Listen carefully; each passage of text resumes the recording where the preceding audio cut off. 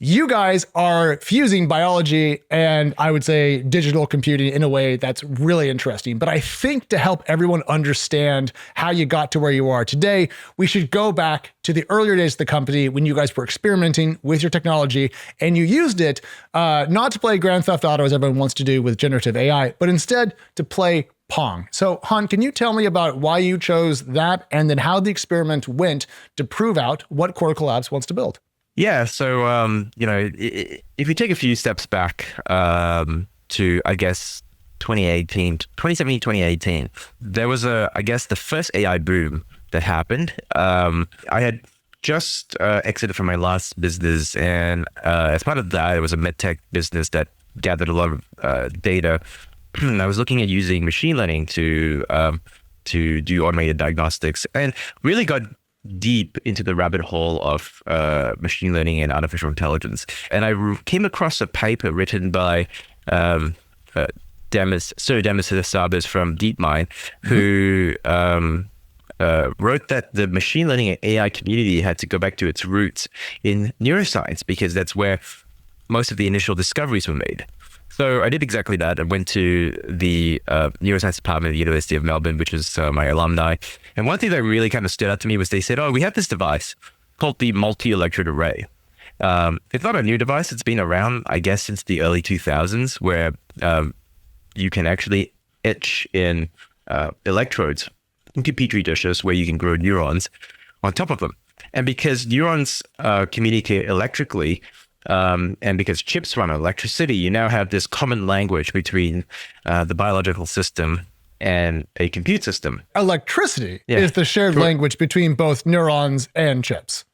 Absolutely. Okay, I mean, if you think about it, that's how Neuralink works, right? I mean, the joke we have at Cortical Labs is that we are the inverted Neuralink. Yes, you've taken the brain out and put it into the computer versus putting the computer into the brain.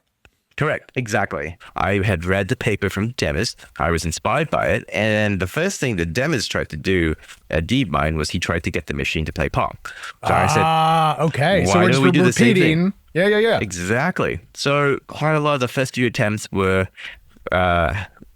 really successful. But, fortunately, these neurons are very malleable and they're very dynamic and they self-organize.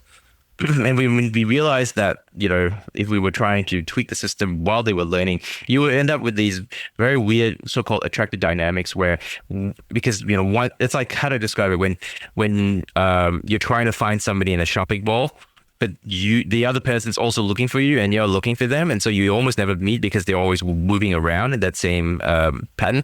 That's what we were doing. So what we ended up doing was we said, well, we're not going to change some parameters, we're just going to leave it fixed. But we are going to, flash them with different signals and so forth. Maybe hopefully that way they won't actually be continuously we wouldn't be wandering around trying to find each other. So Han, this is actually when I fell in love with what Cortical was doing, because according to at least NPR's reporting of this, you guys provided kind of a positive and negative response electrically to the neurons that were interacting with the chip. And you gave a burst of I guess, unfortunate white noise to the device if it was the wrong action, and then a positive organized burst of electrical activity if it got it right. So essentially, you very politely shocked it if it did bad Pong, and you rewarded it if it did good Pong? Kind of. I mean, I wouldn't say it's not really a reward or a shock kind of thing, because at the end of the day, we're still giving them electrical signal. It's just the structure of it.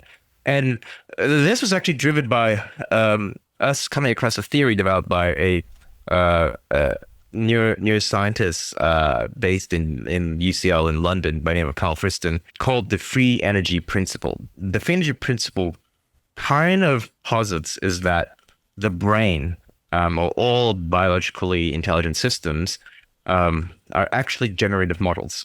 What we do in what is now believed is happening in our brains is that we're not reactive machines. We're actually predictive machines.